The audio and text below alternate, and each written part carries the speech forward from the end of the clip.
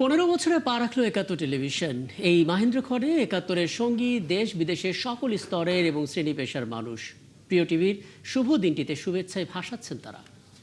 Cake কেটে একাত্তর পরিবারের সঙ্গে আনন্দে যুক্ত হচ্ছেন সাংবাদিক, রাজনৈতিক নেতাকর্মী, শিল্পী ও শোভা উদ্ধায়ীরা। অতিথিদের স্বাগত জানাতে উপস্থিত থাকছেন টেলিভিশনটির চেয়ারম্যান মোস্তফা কামাল ও হেড অফ নিউজ ও সিও শফিক আহমেদ। বস্তুনিষ্ঠ সংবাদ পরিবেশন দিয়ে যাতে জনমানুষের আরও কাছে যেতে পারে একাত্তর, সেই প্রত্যাশা সবার। 2012 সালের এই দিনে সংবাদ নয় সংযোগ, এই স্লোগানকে সামনে নিয়ে যাত্রা শুরু করে দেশের প্রথম হাই ডেফিনেশন টেলিভিশন একাত্তর। এই মুহূর্তে আমার ভাবনা হচ্ছে একাত্তর একটা গণতান্ত্রিক সংস্কার তৈরি চলছে। এইটা জনগণের একটা গণমাধ্যম, সরকারের পক্ষে অতীত কোনো ফেসিবাদের দোষর হবে।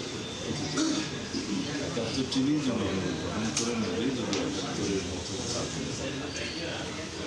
কৃতজ্ঞতা জানাই যে বাংলাদেশের টেরিস্ট্রিয়াল গণমাধ্যম জগতে, ইলেকট্রনিক গণমাধ্যম জগতে একটা নতুন ধারা তৈরি করেছে একটা টিভি, এবং এটা খুবই গ্রহণযোগ্য যে বাংলাদেশের তথ্য প্রযুক্তির ব্যবহার তুলনামূলকভাবে একাত্তর টিভি একজন পথ প্রদর্শক হিসেবে কাজ করেছে। একাত্তর প্রকৃতপক্ষে গণমাধ্যমের স্বরূপ অনুসরণ করছে, জনগণের কণ্ঠস্বর হিসেবে থাকে। সময় পরিবর্তনের সাথে সাথে জনজ আকাঙ্ক্ষা এবং রাষ্ট্রের বৃহত্তর কল্যাণ নিশ্চিত করবার জন্য গণমাধ্যম হিসাবে একাত্তরের একটা সোচ্চার ভূমিকা থাকে। একাত্তর টিভির এই অগ্রযাত্রা অ্যাকচুয়ালি সারা বাংলাদেশের জন্য একটা মাইন্ড ফলো হয়ে আছে। আজকের এই জন্মদিনে আমি একাত্তর টেলিভিশনের সকল কর্মকর্তাদেরকে এবং একাত্তর পরিবার সবাইকে আমি শুভেচ্ছা এবং অভিনন্দন জানাচ্ছি। আমার প্রত্যাশার জায়গা থাকবে একাত্তর টেলিভিশন কোনো ব্যক্তি কিংবা কোনো গোষ্ঠী কিংবা কোনো সম্প্রদায়ের প্রতিনিধিত্ব না করে যেন জনগণের প্রতিনিধিত্ব করে।